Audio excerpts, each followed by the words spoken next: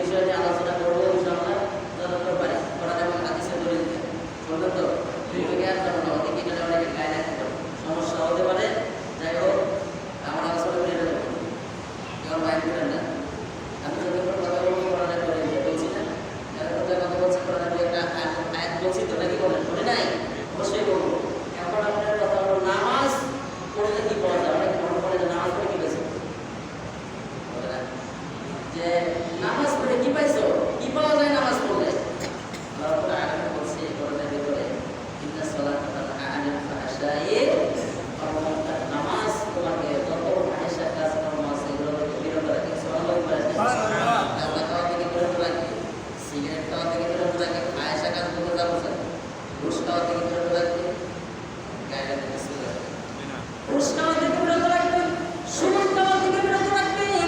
এর যত রকম ফায়সা কাজ করতে এখানে বোঝায় পৃথিবীর বুকে যত ফায়সা কাজ আছে, যত খারাপ কাজ আছে, সবগুলো ফায়সা কাজ, যত ফায়সা কাজ আছে, এই সব ফায়সা কাজ থেকে নামাজ পারে তোমাকে বিরত রাখতে। আমার কথা বললাম আল্লাহ কথা, এটা আল্লাহ রাব্বুল আলামিন কোরআনে কোরআন নোটিশ করে পাঠাই দিয়েছেন। কোরআনের কথা কোনোদিন মিথ্যা হবে না, কোরআনের কথা সবগুলো সত্য।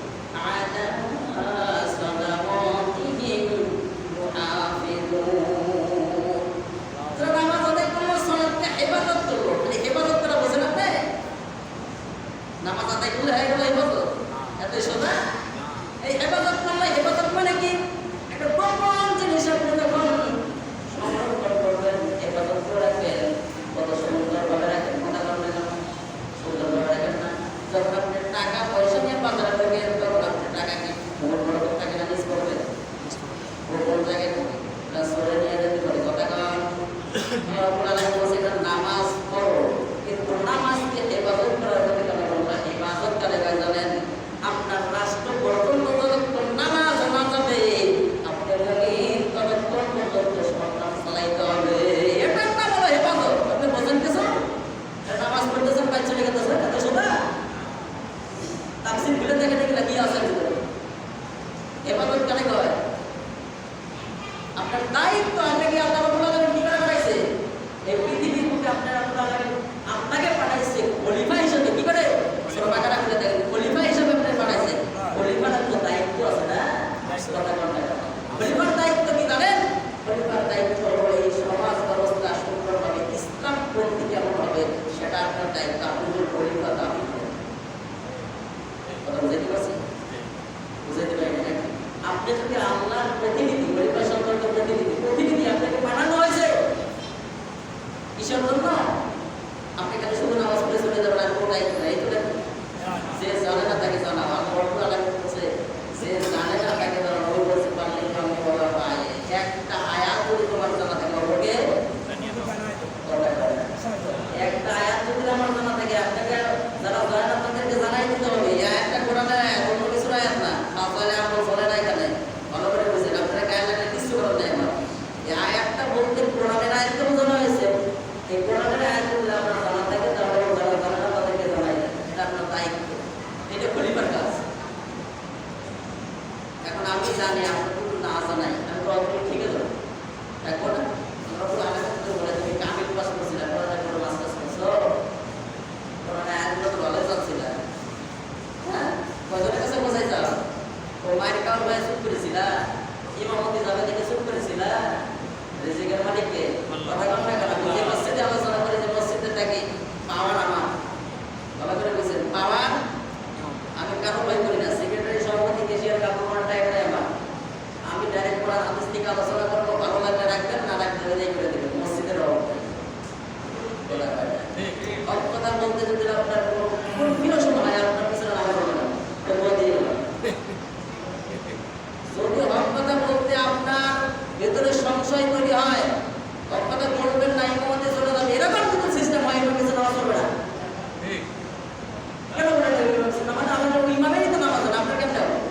কারণ আল্লাহ রাব্বুল আলামিন খলিফা হিসেবে পাঠাইছে এখানে। দায়িত্ব কোরআন হাদিসের আলোচনা করে মানুষের তাড়াতাড়ি পৌঁছানো, যেমনি আছে সেমনি বলে। বানানো করা যাবে না, কিছু জন্য করা যাবে না, বান্ধব করা যাবে না। যেমনি আছে এমনি আলোচনা করে করে শোনাও। এটা যদি আপনার ভিতরে ভয় হয় যে ইমামতি চলে যাবে, ওর পিছনে নামাজ হবে না, ভালো করে বুঝুন।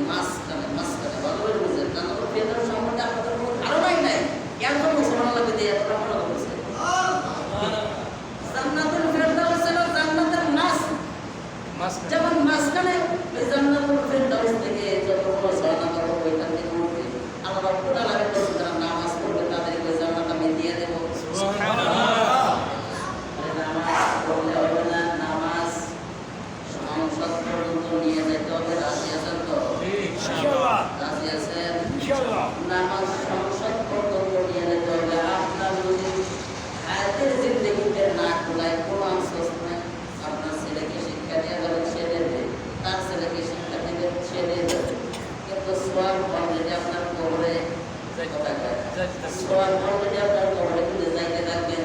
এর জন্য নামাজ প্রতিষ্ঠা করতে হবে, নামাজকে যত্নশীল করতে হবে। আমার রব্বুল বলছেন নামাজ পড়ো, তাহলে আমি আপনার জান্নাতুল ফেরদাউস দেব। কতক্ষণ থাকতে জান্নাতুল ফেরদাউসের ভিতরে তাও আছে এখানে ফিহা খালিদুন। চিরস্থায়ী শব্দ বোঝে? চিরস্থায়ী চিরকাল কিয়ামতের জিন্দেগি। আমরা অনেক সময় শুনি অফুরন্ত হিসাব ছাড়া কথা কোনটা কেন? আর গণনা করতে কেউ পারবে না, কারণ গণনা করার হাদিসে নাই, পারবে কেন? আল্লাহ ভালো জানে।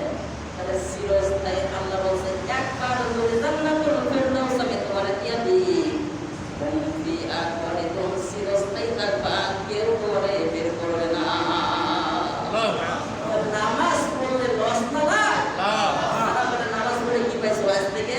এই আলোচনাটা মুখস্থ করে রাখবেন। সূরা মুমিনুন ৮ থেকে ৯, ১০, ১১ এই পর্যন্ত আপনারা দেখবেন, তাফসীর পড়ে বিস্তারিত সব পাবেন। আর নামাজ পড়লে কি হলো? জান্নাতুল ফেরদাউস। আর ডাইরেক্ট নামাজ পড়লে জান্নাতে যাবে এরকম আয়াত নাই, বুঝতে কিছু? নামাজ পড়লে জান্নাতে যাওয়া যায় এরকম আয়াত নাই। এইভাবে ডাইরেক্ট নাই, ইনডাইরেক্ট আছে। কিন্তু ডাইরেক্ট নামাজ না পড়লে জাহান্নামে হবে আছে। আমি বলতেছি সময় দিলে তো নাকি বলে সময় দিনে আলোচনা করার সময় পাওয়া যায় না। এটা সাবজেক্ট থাক, আরো অনেকগুলো আয়াত ছিল বুঝাইতে পারতাম না, আয়াতগুলো বলতে পারলাম না, সময় নেই। এখন সূরা মুদাসসির পড়ে। সূরা মুদাসসির 40 থেকে 47 নম্বর আয়াত পর্যন্ত তাফসীর করে দেখে জান্নাতীরা যখন জান্নাতে যাবে তখন বলবে আমার দোস্ত, আমার দোস্তের তো আমি দেখতেছি না। আল্লাহ বলবে জাহান্নামে যাওয়া হয়ে গেছে, আয়সা যাবে জান্নাত জাহান্নামে আয়না গেছে। এখন বলবে কিন্তু কথা বলছে, কথা এখন বলবে আপনারা বলবেন ডাইরেক্ট বলবে না, এরকম আল্লাহ ভালো বলে। ডাইরেক্ট কি বলবে সম্মুখীন ভাবে, নাকি প্রজেক্টরের মাধ্যমে বলবে, নাকি কেমনি কিভাবে বলবে সেটা আল্লাহ ভালো বলে। প্রজেক্টরের মাধ্যমে এখন দেখানো না, আমি এখানে আলোচনা করতেছি, দেখানো অনেক পার থেকে প্রজেক্টরের মাধ্যমে দেখানো যায়, দেখানো যায় না। এরকম আল্লাহ প্রজেক্টরের অভাব নাই। আল্লাহ কি আপনি ব্যবস্থা করবে সেটা আল্লাহ ভালো জানে, কিন্তু কথা বলবে তখন যা আপনাকে যদি প্রশ্ন করবে জান্নাতীরা, মা সালাকাকুম ফি সাকার, মা সালাকাকুম ফি সাকার, জাহান্নামের সাকারে কেন যাইছো? কারণ বলতে পারেন জাহান্নামের সাকারে কেন বললাম? জাহান্নামে একটা কয়টা পড়ানে আছে ভাই, জাহান্নাম কয়টা? দরজা ৭টা আছে। এই সাকার নামক দরজা দিয়ে ওই ব্যক্তি জাহান্নামে গেছে, কিন্তু প্রশ্ন করছে তুমি সাকার নামে জাহান্নামে কেমন আইছো? ওই লোকটা তখন জাহান্নামে করতে পারবে।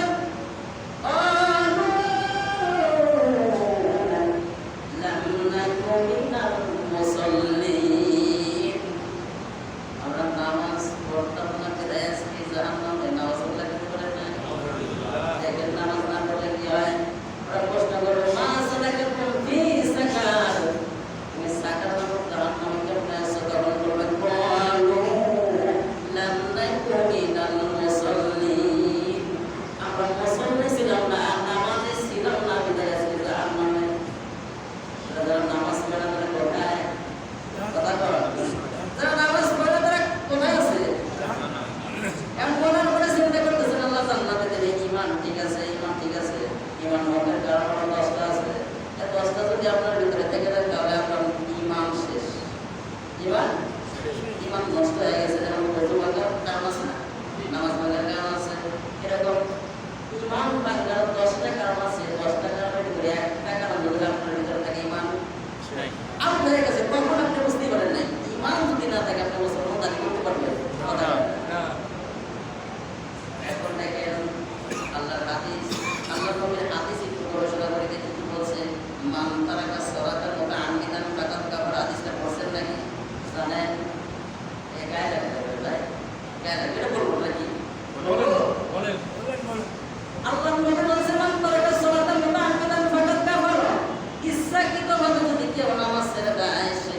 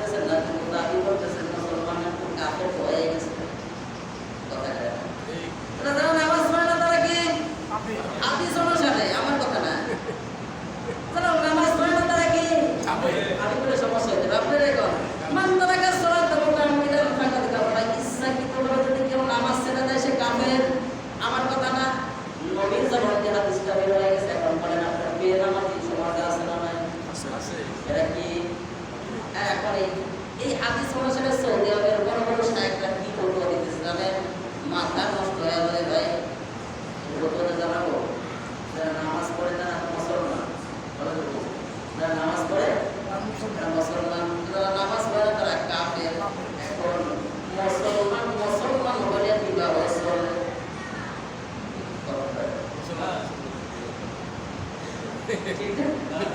মুসলমান মুসলমান হলে বিবাহ চলবে। কোন হিন্দু মেয়েকে যদি আপনি বিবাহ করতে চান তাহলে তাদের মুসলমান আগে বানাইতে, তাহলে বিবাহ শুদ্ধ কথা বলে।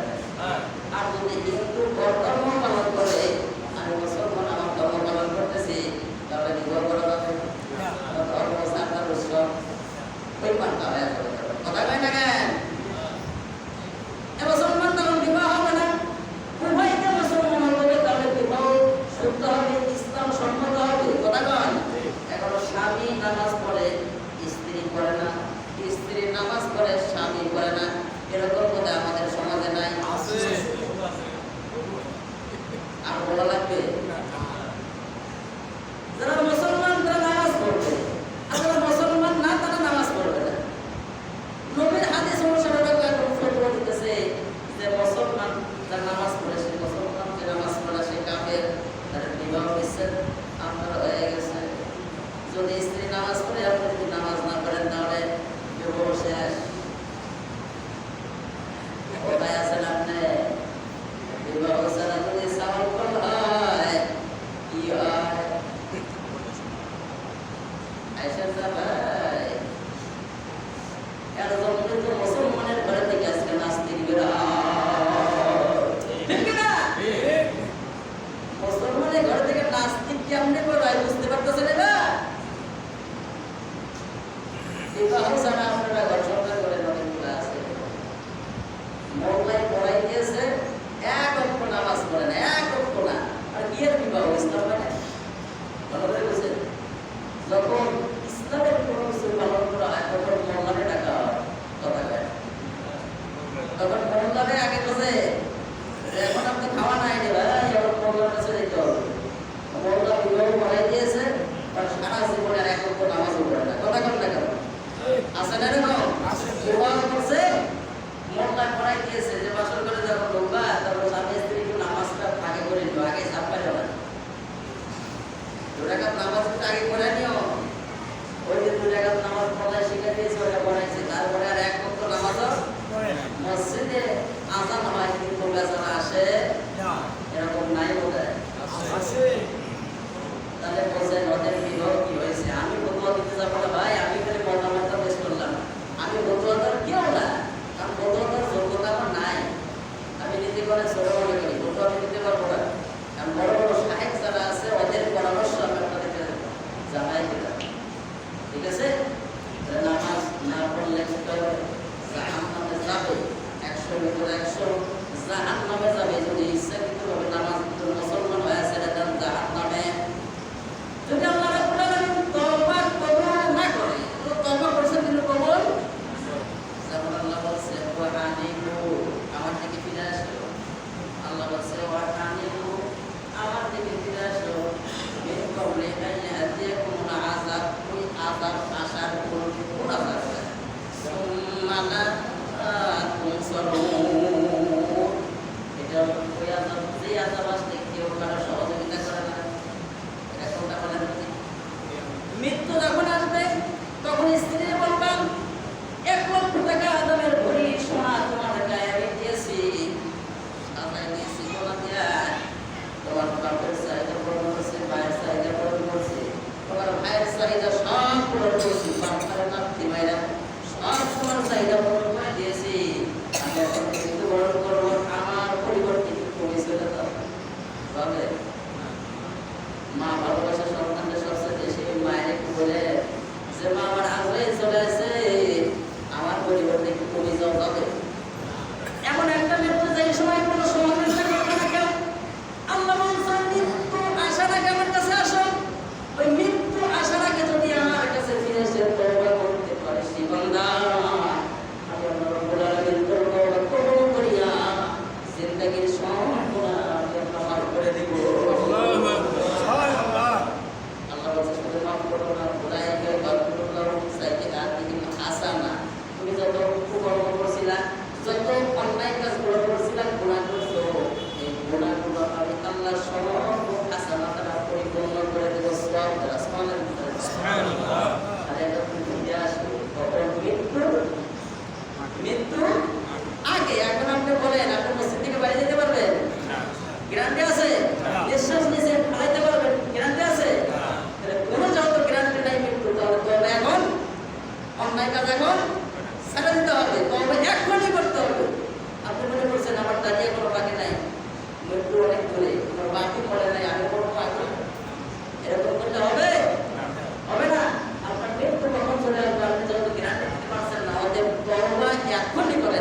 এখন যদি আপনি তওবা করেন তাহলে আল্লাহ কবুল করবেন। আপনি মনে করেন যে 10 বছর পরে করবো, তওবা কবুল যখন জেলার মতো করছিল, নির্গত যখন পানি খায়, কাঁটা খায়, দূরে তখন বলে মুসা যে আল্লাহর প্রতি ঈমান আনছে আল্লাহ তাআলা। কায়দা দেখে খারাপ আল্লাহ হওয়া খুবই কঠিন। যারা চক্রান্ত করে এদের থেকে দূরে থাকবে, ওগুলো মনে করেন যে ভালো হয়ে গেছে, তাও দূরে দেখবেন একটু, কারণ ভালো হওয়া খুবই কষ্ট। বুঝতে পারেন না? ফেরাউন যখন নির্গত করে গেছে, তখন যখন এই কথা বলছে, তখন আল্লাহ ডাকতেন যে ভাই নির্গতের ভিতরে চলে দাও, কাঁটা উঠায় মুখে মারো। আমার নাম না নিতে পারে, কারণ আমার নাম নিলে আমি তাহলে মাফ করে দিতে পারি। অতএব আমার নাম যখন না নেয়, যখন কাঁটা মুখের ভিতরে পুষে দাও, ওই সময় তো আমি আল্লাহ কবুল। এর জন্য মরার আগে চিন্তা করতেছে তওবা করতে হবে না, এখনই করে। যাই হোক, আমাদের সময় হয়ে গেছে, এখন কেমন করে মারছি দেখে আমাদের সাথে কেমন করে মারা যায়। যাই হোক, নামাজের সময় যেহেতু আর অত্যন্ত নামাজ পড়া খরচ, আমাদের সমাজে অনেকে ফুটবলের দুটোর পরে নামাজ পড়ে, তাহলে দুটোর পরে যদি নামাজ না হয় তাহলে হয়তো আপনাদের মহকারা মসজিদে একদিন নামাজ হয়, মহকারা মসজিদে তাহলে একদিনও নামাজ হয়। আইবাড়ি বাড়িতে যেখানে নামাজ পড়া মানে একদিনও তাহলে নামাজ হয় না, কারণ জামাত শুরু করে দুটোর সময়, আমরা তো দুটোর আগে শেষ করি। যারা গ্রাম অঞ্চলে বলতে হয় যে দুটোর আগে নামাজ পড়তে হবে, দুটোর পরে নামাজ হবে না, এরকম তারা যে চাটু আছে না কিছু কথা কয় না, এরা থাকলে পরে যদি বলুন তাহলে মহকারা মসজিদে একদিনও নামাজ হয় না। কত বড় একটা মসজিদ নামাজ শুরু করে দুটোর সময়, ভালো করে বুঝে। আমি বলতেছি না যে এখন তারপরে এই বিষয় নিয়ে যারা আলোচনা করতে চান তারা এবং আবু হানিফার মত দেখবেন, কাঠি আছে না, কাঠি কথা কয় না, কাঠি বোঝেন কিছু, এই ডাং মাপা মানে কয় ডাং বলছে, ইমাম আবু হানিফা প্রথম অনুসারে কয় ডাং বলছে উনি? কিছু আলোক বলছে 3 ডাং, কিছু আলোক বলছে 2 ডাং, কিছু আলোক বলছে 1 ডাং। আপনি দুটোর সময় ডাং পাইবেন, দেখ কয় ডাং, তাহলে আপনি বুঝতে পারবেন। আর কিছু বললাম না, এটুকুই বললাম। আপনি 3 ডাং করে কথা চলবে, আপনার দেখে কয় ডাং?